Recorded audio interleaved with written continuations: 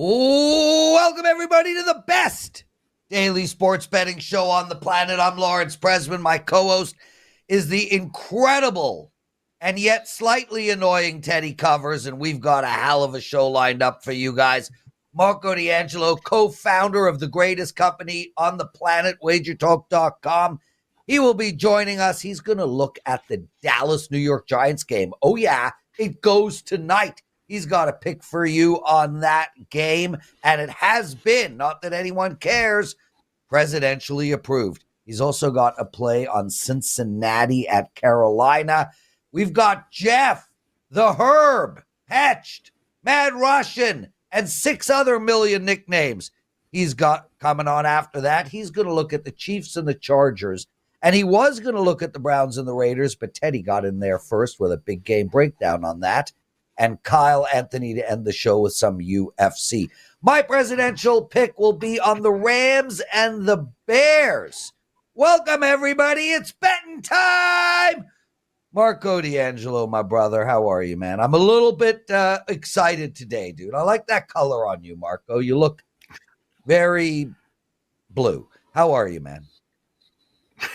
Well, my days just, can't get any better. I'm, approved by the Prez on my dress shirt. So cool. Thank you, Prez.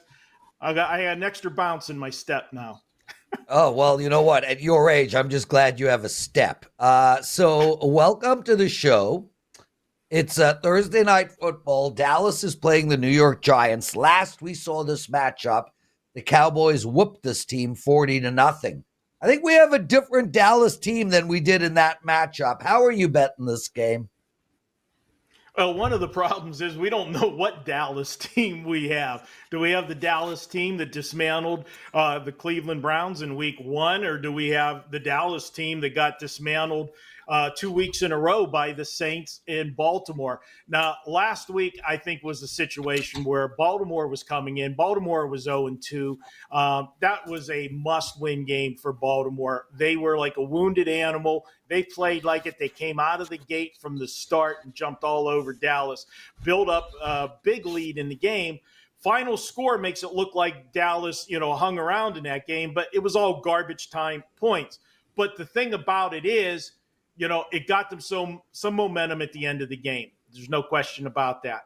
And Baltimore, even though they were 0-2, let's be honest about Baltimore's 0-2. The first week of the season was the big revenge game. It was the rematch of the AFC Championship game. They went to Kansas City and all but won that game. If it wasn't for the toe on the line, they win the game at the end of the game and get their revenge. They come back the next week and have an inexcusable loss to the Raiders. But I'm going to quote one of our dear friends, Dave Koken. I think that Raider game was a case where Baltimore lost the same game twice. That was the game following the Thursday night affair with Kansas City, and they were flat. I think they looked at the Raiders, thought they just had to show up and win that game. You saw the real Baltimore team last week. So even though Dallas looked bad last week, I can understand who they looked bad against. Now, who they're playing today isn't anywhere near the Baltimore Ravens. Dallas has owned the Giants. 7-1 the last 8 meetings. I don't trust Daniel Jones. There's only one way for me to go, and that is to take Dallas in this one. Lay the points here. I've got Dallas winning 27-16. It's a get-right game for the Cowboys. That's the way I'm going with them tonight. So let me ask you this. We talk about concepts in the NFL, and one of the concepts that I try to stay true to is not laying points, or certainly not laying more than a field goal on the road with teams that don't play good defense. And right now, there's no way we can look at the Cowboys defense and say this is a good defense. They're giving up 6 yards per play, nearly a yard worse than the Giants in that regard.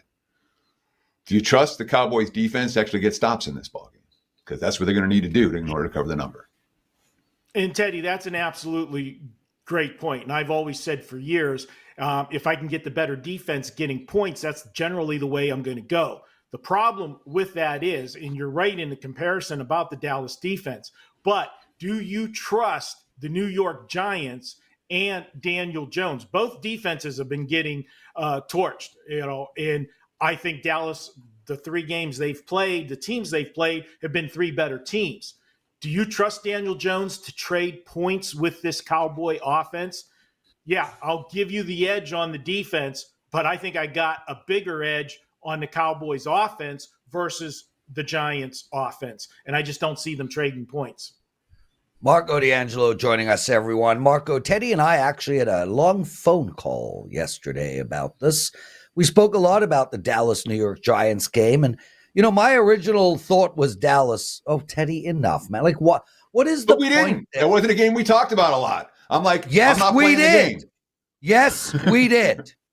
No, you Maybe did. we define a lot differently. Like, how many issues do you have in your head that you have to that's the spot we're going to argue? Okay. Anyway, Marco, I really like Dallas as well. That was my original gut feeling, and I planned on releasing it to my clients, and man, I just dug. And on Monday we spoke about the Jacksonville Jaguars, and everybody liked them, and I pointed out, hey, maybe they're just shit. And I'm worried. I am worried that this Dallas defense, built as a pass rushing machine, cannot stop the run. And even though DJ might stink at throwing the ball, he can run. Are you worried at all about the Giants just playing ball control from start to finish?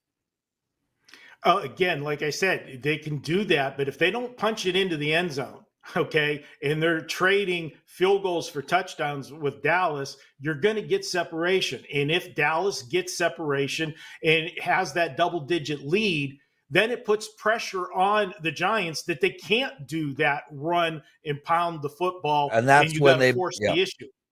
That's and when they pull away. Yeah, and I mentioned that on the NFL presidential address. If Dallas is up by 10 going into the half, take them in the second half. That's when Dallas creates separation, when they can get their opponent into a one-dimensional offense. Marco D'Angelo, Cincinnati and Carolina, and we've got injuries all over the board for the Cincinnati team. Trey Hendrickson now questionable in illness.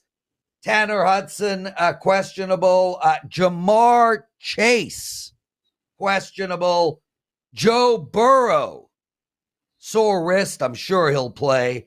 The line is moving all over the place. We saw a couple of 3.5s on the board yesterday. Now it's jumping back and forth between 4 and 4.5. With all these injuries in mind, how are you betting this game?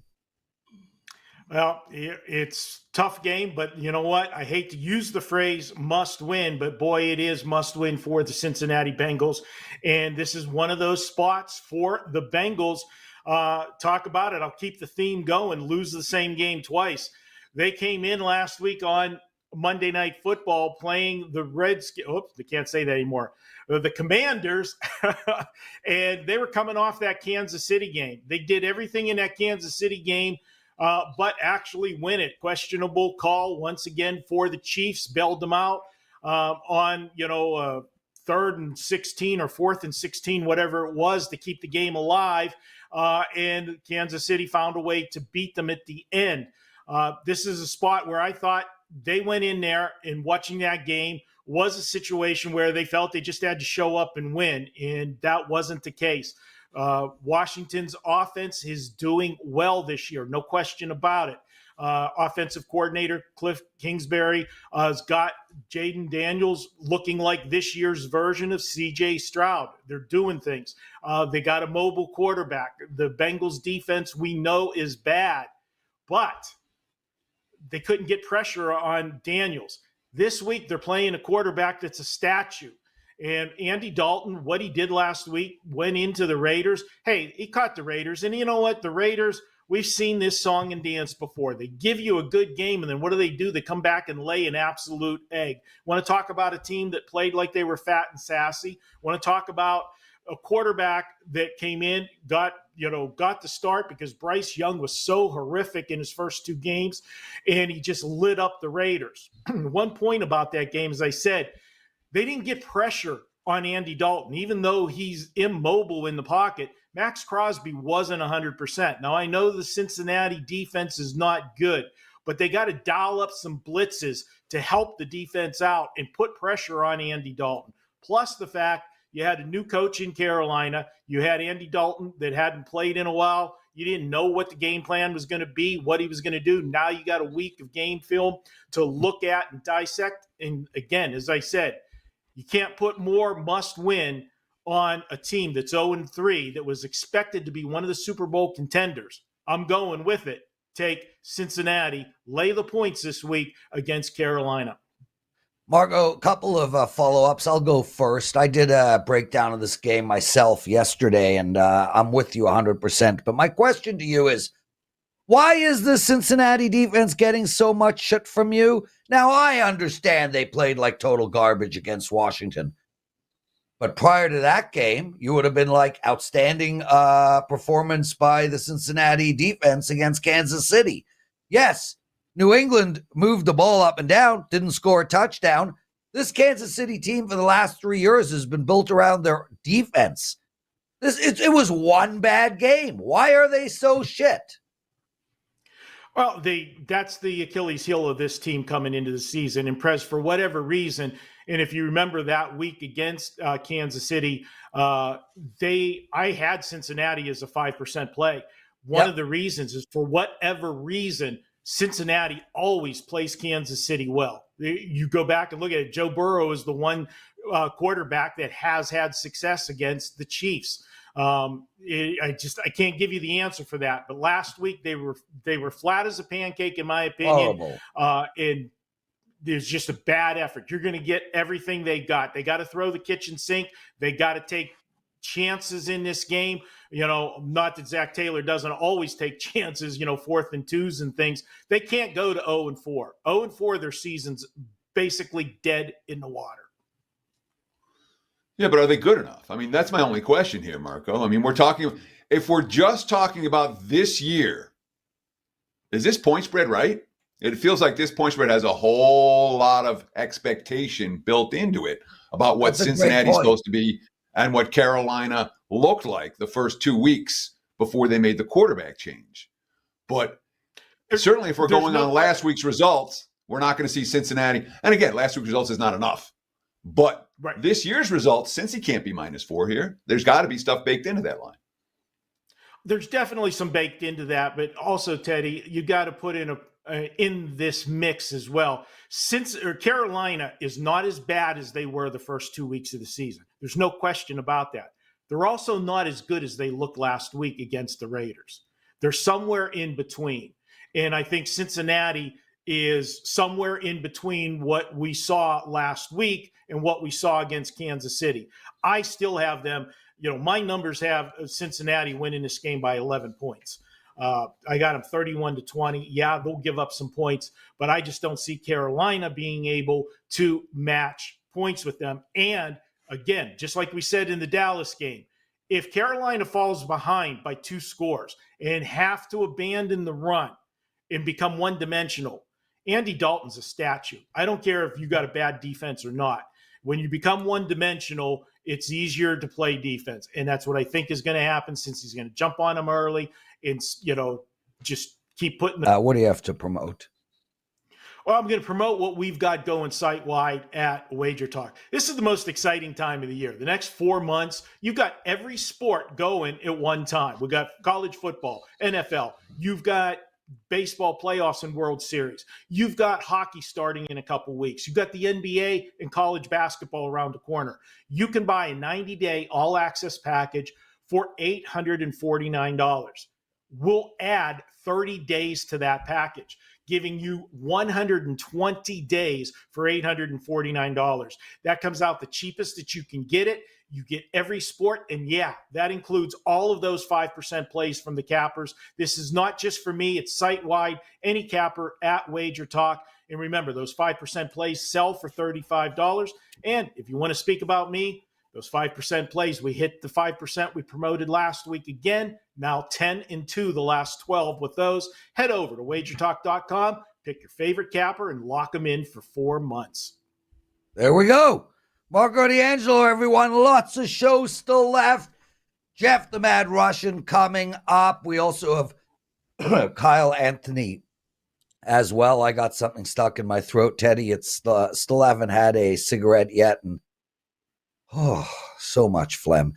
Okay, so before we get into what did bettors learn, Theodore, I just want to point out we had Marco D'Angelo on the show a minute ago, and he is part, and you are part of Bet On It. Bet On It is our number one most watched show every single week, as it should be. It's outstanding, brilliantly done, excellent information on that show. The second and third most watched show at WagerTalk TV every single week is the opening line report by you and Drew, and the NFL presidential address by me alone. Last week, I beat the opening line report by a couple of thousand views, and I was over the freaking moon. There's very few things in life that gives me greater pleasure than having more views than Teddy covers. But I chalked it up to they had technical difficulties. They did the show a day later because Teddy's show goes on Monday. Mine goes on Tuesday. So he always gets an extra day of views. This week, I'm beating him again, baby. Teddy, there's the satisfaction and joy that I have all over me, top to bottom, by beating your unbelievably talented and incredible opening line report. Oh, my God, dude. Guys, let's double his views. Anything to say there, Teddy? First, congrats. I'm glad you're getting views. Second, I'm not surprised at all. I am, Prez. I'm not surprised at all that my show is an early week show. Your show is a pick show. So I'm not surprised that it's a good point. You have more views than me, and I don't care. Lawrence, I don't care at all. I really don't. What I care about is giving good information. Yeah. That's what I give every week. And if you want to check it out, check out the NFL opening line report and Lawrence's presidential address. Two very different type of shows. Your show's much shorter as well. My show goes 50 minutes and your show is more like a 10, 20 minute show. Dude, it was supposed to be 10 minutes. But there's no buys yet, and I can't get it out in 10 minutes. So it's like 22 minutes now, but I'm going to get it down to 15. You made a great point, Teddy. You're really pissed on my satisfaction. Okay, so Tokyo Brandon's in the chat room right now, and all he wants to do is annoy me. Dude, I got a stalker. How cool is that? Like, you have achieved greatness in life when at 2 a.m, someone doesn't go to bed just so that he can stalk you in a chat room. Thank you, Tokyo. My brother, what did bettors learn last night? So if you ever had a stalker, it's less fun than you're making it sound, Lawrence. Just FYI. Well, yeah, but it helps the ego. It does help the ego. Like, you got to be... Let's talk about what bettors learned. And I'm going to talk about Oakland. Oakland used to have 3 teams: the Warriors, the Raiders, and the A's. And the Warriors weren't any good for most of their tenure in Oakland.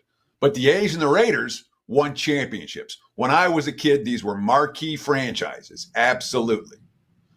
Well, things have not gone well for Oakland the last, 50 years, 40 years, whatever you want to call it. The Warriors left for San Francisco. The Raiders left first for LA, and they came back and they moved here to Vegas. And now today is the A's last home game. I believe it's their only sellout of the season. I don't think they sold out on opening day. 57 years of Major League Baseball in Oakland ends this afternoon against the Texas Rangers. Now, it's a sad day for Oakland. It really is. I don't get to many games, Lawrence. I'm not going anywhere Saturday. I'm not going anywhere Sunday. I don't leave the house. So the only thing I'm going to see is a weeknight game. And with WagerTalk Today, first thing in the morning here in Vegas, and I'm not even going to see those a whole lot. I did see LSU USC here at Allegiant Stadium last month, but I'll tell you what, today, the last game in Oakland, that's one game I really would like to be at. As a fan, I think it'll be special and sad. By the way, I got a play on that game. You can get it out right now, wagertalk.com. Lawrence? Nice segue to the promo, baby. Why is this happening in Oakland? Because the city is falling apart. And I can tell you all the reasons why that is, but then I would not be doing this show any longer because no political talk allowed. So Herbert Incorrect. joining us. Wait, we can what? talk odds. We're allowed to talk political odds. We will talk political odds with Dave Mason tomorrow. There's been an odd shift since the last time we talked to him. Yes, they did. And yeah, I want to do a politics show so bad, Teddy. So Jeff Petch. We found out his middle name is Herbert. As we spoke, Teddy and I love Herb. So Herbie, Herbaruski, do you partake in the gunge? No, I've stayed away from it my whole life. Maybe once or twice. Could you teach me a lesson? I can't sleep at night, Lawrence, and everyone's telling me these gummies are the greatest thing since sliced bread. I tried 2 of them. I got a little aggressive early, and I was freaking out, and I had to have my wife keep her arm around my shoulder and make sure I thought I was going to die. So I'm 0 for 1 on trying it, and I really don't want to try it again. Okay, so firstly, they're God's gift to us. They are literally God's gift. Secondly, they're a vegetable. They're lettuce, cannabis, they even rhyme. Thirdly, start at a low dose, bro. It will for sure help you sleep. However, you will wake up slightly groggy, but that's what the Peloton is for. I think everybody in the world should be doing it on a regular basis. I'm a huge pro Herb. Okay.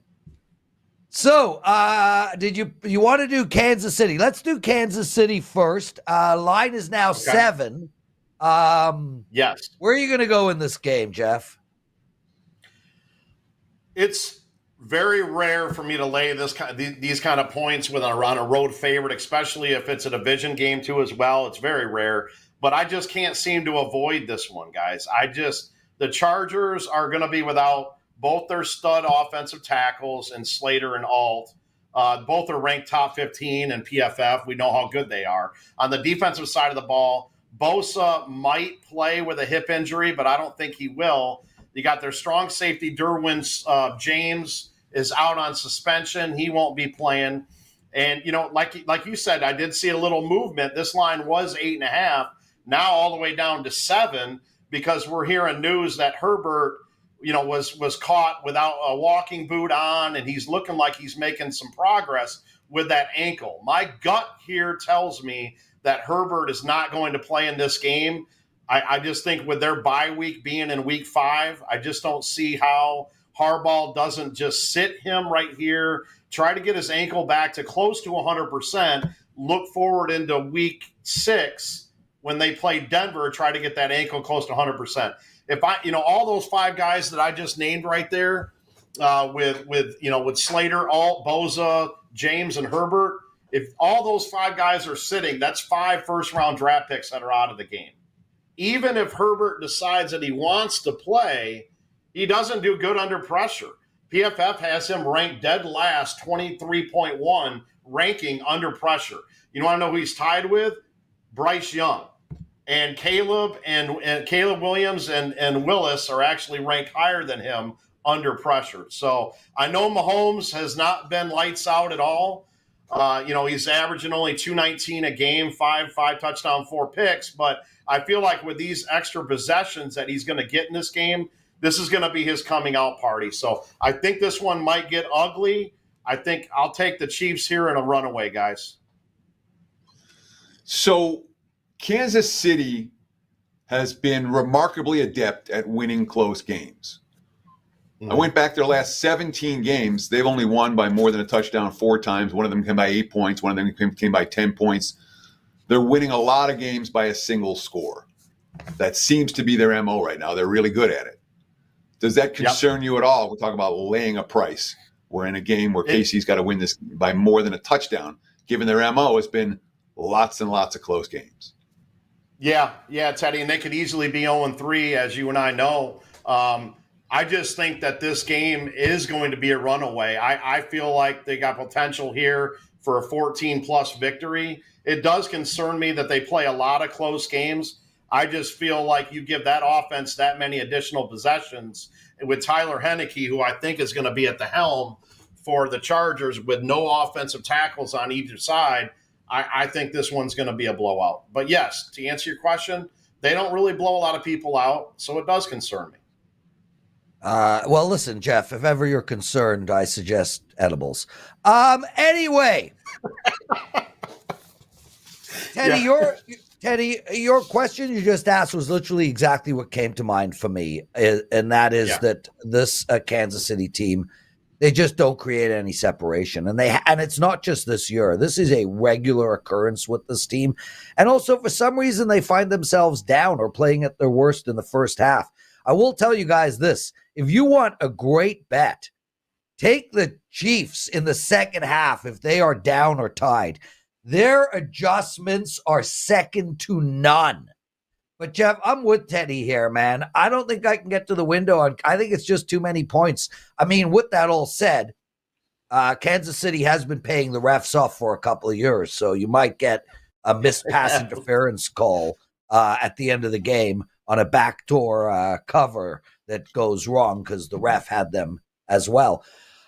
Jeff, the next game you want to talk about, let's take a look. I think you picked, the Colts. It's a good choice. I'm curious about this game, brother.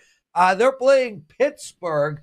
I'll tell you right off the bat, I like Indianapolis here. I actually think they're a good first leg and a teaser, especially considering I think this is going to be a low-scoring game. I'm damn curious where you're going. For me, it's Indy or nothing. Yeah, I think, with Tomlin, we talk about history. Historically, he hasn't been a great road favorite.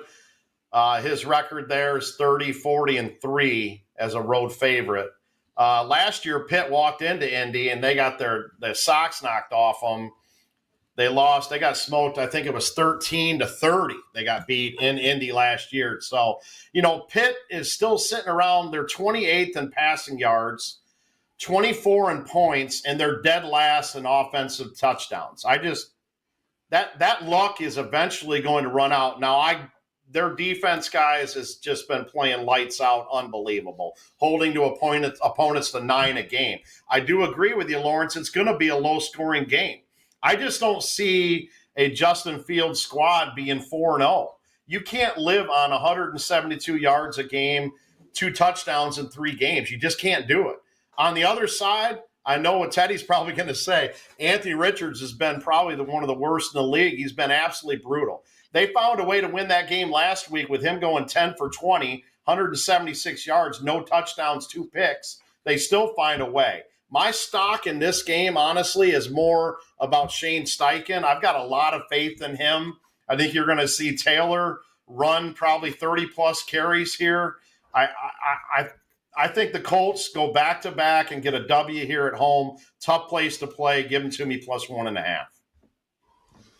So when we look at these two teams defensively, there's really not a whole lot of comparison. Pittsburgh has allowed 2 touchdowns this season, and teams have been moving the ball pretty good against Indy. And in looking at Indy's yards per play allowed, I was kind of surprised because it's actually not as bad as I thought it was. But I think something that has something to do with some of the opponents that they faced this year. Do you trust the weaker defense in this point spread range? And how do you approach a defensive, in my mind, this is kind of something of a defensive mismatch. One good defense, one well above average and one well below average in a basically pick 'em price range. Talk about how you approach defensive differentials in the NFL. Yeah, this is a difficult one because obviously there is a huge separation defensively, and I'm a huge defensive guy. Normally, I just go with that squad being a better defense, but I think that Indy is going to have control of the clock here. They're gonna eat up time of possession offensively, and I think that'll limit the amount of time that they're out in the field. I do think that the loss of Buckner was huge, that they lost him last week, but their defense showed up last week in what has actually won them the game against Chicago. I know it's still a short window here of how we can say their defense is on the year. So I think their defense is going to hold up, Teddy. I think they're going to have just enough energy in that building to find a way to get a W here. So I do like a home dog. If you guys like this show, take a minute out of your day and hit that like button for us, please. It would be greatly appreciated. I'm really bad at remembering to ask for likes, but I did now. So please hit that like button. Also, 173,000 subscribers. Thank you, guys. If you haven't subscribed to our channel, please do so. Teddy, listeners, you want to know how good Jeff Petch is in sports betting? Well, based on the fact that he's probably close to the same age as Teddy and I, look at his hair color and beard color. I mean, not a gray in sight. You're never I didn't know stressed. you guys are 40? Yeah, 40. I didn't know you guys were 40. Oh, okay, got it. Okay. We're 30. I graduated in 2000. You graduated. Yeah, not a gray in sight, bro. Not even in your beard. It's very impressive. Hey. So, what is the color you use? None. Just like, hey, stay off the herb. Oh, I think that's what's doing it. Oh, dude, I'll take gray hair for the herb. If that's the deal I have to make with God, let it all be gray, baby. What do you got? You know what gray? Well, I was going to say, you know what gray tells me? Knowledge. That's what gray is. So I might even just throw a little bit of gray in there. Knowledge and wisdom. Yes, sir. What do I have to promote? Last week had a good week, 5-2. Hit my 5%er there. And you can use the MAD 20 as a promo on any of my packages that I offer. I've got a $39 package out there with another 5% this week. And would love to have you on board, man. Excited to run this one back, keep the train rolling. Jeff, we're absolutely privileged to have you with us. Can't thank you enough for being part of our team, man. Teddy covers your big game breakdown and, of course, the handsome Kyle Anthony. Hopefully he doesn't have his collar button up to the top. That's a no-no for me. Theodore, the mic is yours. Let's talk about two teams that couldn't really have looked that much worse last week than what they did. The Cleveland Browns and the Las Vegas Raiders. Right now, look at the WagerTalk live odds screen. The Raiders, 2-point home favorites, total in the 37 range for this one. And both these teams have been plagued by poor quarterback play / poor offensive line play this season. Deshaun Watson, the fewest yards per pass attempt, fewest yards per pass attempt gained of any quarterback in the NFL this year. He got sacked 8 times against the Giants last week.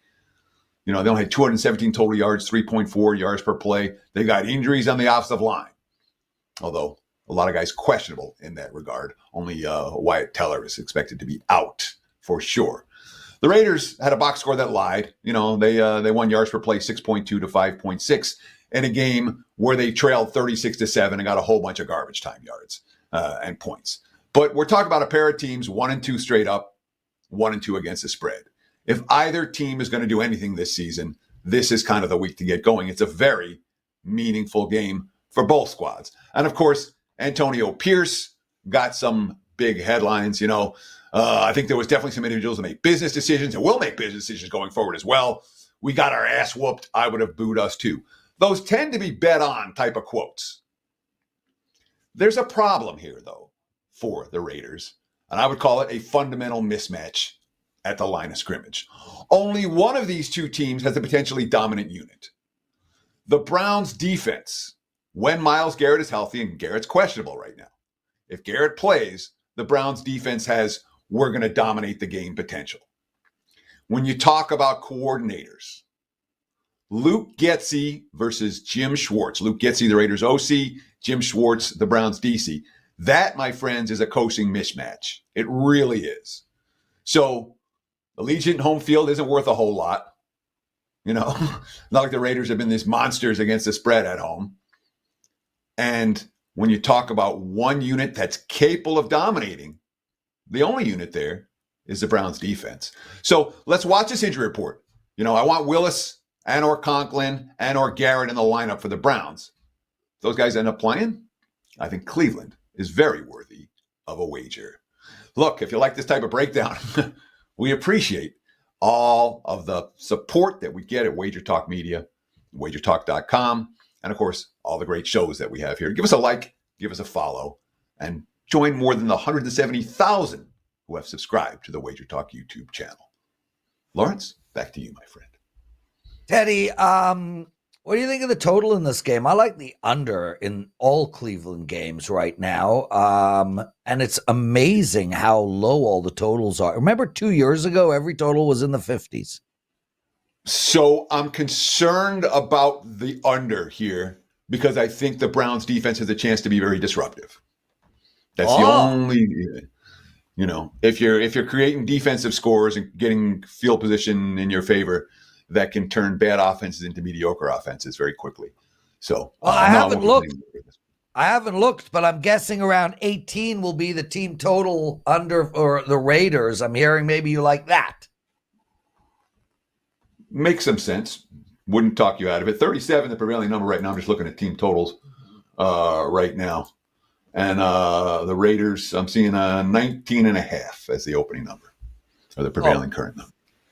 Under for the Raiders. I like that.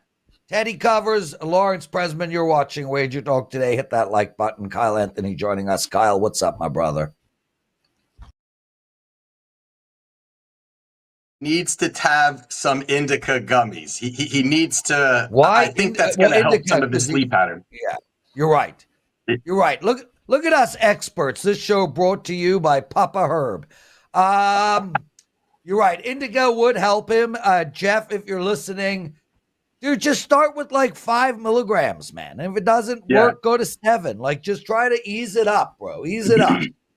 Okay, you tanned hunk. Okay, so let's get into some UFC betting. I don't know what it is. I don't know why the UFC have fighters that have names that nobody can pronounce. Joanderson, Brito versus William Gomis. Talk to me about what we're going to do with this match. Look at Teddy there, huh? Thank you. Thank you, Teddy.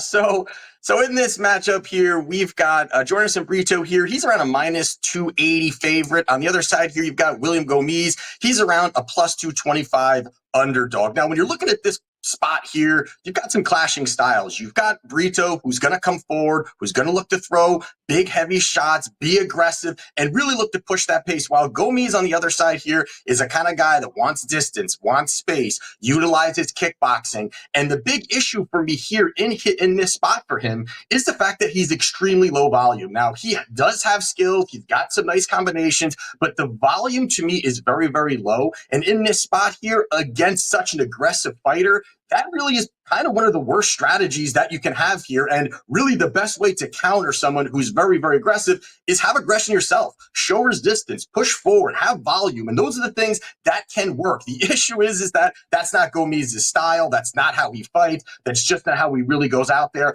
and really throws big shots. And that's where Brito, who is a finisher, who is explosive, who is athletic, is a guy that can go out there and get those finishes. He can look for takedowns. He averages 3 takedowns per 15 minutes. And also the fact that he's got 17 victories and he's got 8 by submission, 7 by knockout. So he can win this fight anywhere it goes. So that's really where I'm going with this play here, that I think that Brito is way too explosive for Gomis to work on the outside. He's going to crash the pocket. So getting off this big nearly minus 300 number here, we're looking at Brito inside the distance. It's around plus 100, plus 105.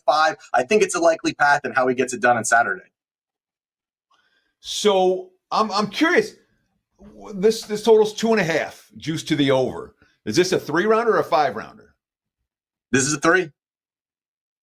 Why wouldn't you just bet under and not worry about who wins? I think the way that this could get some legs in this fight really is what I was kind of just alluding to a little bit, is Gomis working at distance, Gomis working at space, keeping this pace slow, working on the outside. And if Brito can't cut that distance, there could be a little bit of an issue there. But I only think it really takes one opportunity for Brito to get the takedown, get the control time, and work from top position. Gomis has not looked good on his back. And also the fact that, again, I don't think he's got the power. Brito can push forward and crash. I really think that this is going to be a finish. I do think that is I think this should be more around the 1.5, but I do see why they made it 2.5, just because of the fact that Gomis can slow this down. Kyle Anthony joining us. Kyle, so you might have heard I have a stalker, Tokyo Brandon, follows me around everywhere. I I think he wants to be your wingman, dude. Yeah, I think he wants to come to New Jersey, walk around in his pimp outfit, and try to feed off of the Kyle Anthony magnetism. What would your thoughts be there? Listen, he's welcome. He's very much welcome, but we got to see what kind of game he's got. I got to see him from a distance, see if he's going to be able to, do the thing himself. He's got to be a good wingman. He's got to be a strong wingman, but the hat and the glasses, that may work. That may work in New Jersey. That may. Okay, fair enough. Faris, Ziam against Matt. I don't care. Against Matt Frevola. I don't know these guys. I don't owe them their right name pronunciation, and I don't care. Who's going to win this fight? All right, so in this spot, we've got Ziam. He's around minus 130. On the comeback, you've got Matt Frevola plus 110. Now, this line opened up Frevola around a minus 165, 150 favorite, and money has consistently come in on Ziam. And, I get it. The guy has crisp combinations, the better technical striker, 4-inch reach advantage. So there are things that he does have that is going to give some problems to Frevola, who's going to crash a pocket, look to throw those big, heavy shots. The big vulnerability here for the Firas side is his very susceptible being taken down. This guy is a kind of guy that will want to work at distance, will want to work in space, but he has shown he's really not able to stop takedowns very well overall. A big red flag for me was his most recent fight against Claudio Puelles, high-level jiu-jitsu guy, very high-level ground game, but he is not good at taking people down. He's got a 36% takedown success rate, and the issue is that Puelles was able to take Firas down 7 times. And that, to me, really opens up opportunities here for Frevola. He's got good wrestling. He's got strength. He definitely had the physicality, and he hasn't had to go to the wrestling too much. It's because he had a 3-fight winning streak. He knocked out all of them in the first round. And what I did like is his most recent fight, although a loss against the guy who's main eventing, Benoit Saint-Denis, is that he took Benoit down twice in that first round. And I think that opens, again, opportunities here that Frevola is not just going to, swing in the middle of the cage throwing. I think he mixes in the combinations. I think he mixes in the takedowns. And also, Firas is another low-level striker. It could open up opportunities more for Frevola here. So I don't agree with this line movement. I think plus money is really nice on Matt to get the job done on Saturday. Look for Matt Frevola to get the W on Saturday. Where's this? Paris, France. It's not even here. Yep. In Las Vegas. A nice 12 noon start time. Early, if you want to get on board with one of Kyle's packages for UFC this Saturday. Kyle, what do you have to promote? What's going on right now on your homepage, wt.buzz/KA? Yeah, so this Saturday, like you said, it's going to be in Paris, France. It starts, the prelims start at noon. Main card starts at 3. I have a 4% best bet play up since June of 2023. I'm 18-5 on those. And right now, plus 90 units. Number one return on investment capper out of all sports at WagerTalk. So really, finding good opportunities, putting our money in strong positions. And we've got a great card this week and a really good one next week. So looking forward to it. Strong stuff from Kyle Anthony. Best of luck this week. And Kyle, of course, remember, noon on the East Coast is 9 a.m. here in Las Vegas and all your West Coast clients. So get on board early if you want to get on board with Kyle's UFC package this weekend. And that's going to wrap it for the Thursday edition of Wager Talk Today. We'll do it again tomorrow. Same time, same channel, 9 a.m. here on the left coast, noon for you back east. Between now and then, enjoy the games. Best of luck with all your bets, and stay tuned for Lawrence's Daily Presidential Address. Welcome, everybody, to the Daily Presidential Address. I am Lawrence Presman. I've got a play for you I have 2 plays for you on the Rams and Chicago. Before we get into that, I want to point out that I have a big card for Sunday. My NFL clients will receive my entire Week 4 report. That'll include at least 5 client bets plus thoughts on every single game on the board and my circa picks as well. It's $29. You can get that for $19 by using the promo code GameDay10. That's game day 10. A lot of you guys have already used that code. So much love. It's so appreciative that you have put your trust in me. Okay, let's get into this. The Rams against Chicago. Well, first off, I like the under here, guys. I like the under again. 41 points in a game the Bears are playing in. Do they think the Bears are going to finally score a whole lot of points? I don't understand this line. Take the 24 points out against Tennessee. Why? Because they were all scored by defense and special teams. And this Bears team has put up a very little amount of scoring. But they are playing a LA Rams team that I'm not that impressed with their defense. Mediocre at best. And I do think the Bears will finally get some points. With all that said, I think this might be the week that the Bears actually win a game. Now, I'm not going to take the -3 here. I'm going to look to take them on the money line. I put them in as a free pick last night. It was -142. So I like the under, and I like the Bears on the money line. Let's bottom line this game. The Bears have an incredible defense, like legitimately an amazing defense, and they really should hold this Rams team to under 17 points. This Rams team is horribly injured up and down the field. And yes, they had a massive game against San Fran last week. It was more like a massive final 3 minutes, but they looked good last week. I don't think they're going to be able to continue that momentum, especially with all their injuries. This Rams defense is not that great. And the Bears last week finally started to move the ball. Now, I understand they didn't put up a whole lot, and they stink in the red zone. But they did get 26 first downs, which is very impressive. And they put up 332 yards in the air. I think the Chicago team is good for somewhere between 17 and 24 points on Sunday. The Rams, second worst D in points allowed this season. They've allowed 11 points less than Chicago on average this season. But why do I like the under? Because regardless of the Rams having the second worst D, Chicago's not a team that is going to be able to convert in the red zone. So it's why I like the under, and it's why I like Chicago at the same time. I also want to point out that this is really a horrible spot for the Rams. They started the season with a playoff revenge game against the Lions, which they looked good in. Then they had 2 back-to-back division games. Now they're flying east. They're playing on a crappy grass field, and they should be slowed down. Can the Bears start the season 2-2? Why, yes, I think they can. And when they do, I will go out, buy some lasagna, put it on a pizza, and enjoy what I consider to be Chicago deep dish crap. Anyway, that's it. The Bears on the money line and the under 41. Guys, use that promo code GameDay10. Get $10 off of my Sunday package. Lots of love, everyone. We'll see you tomorrow.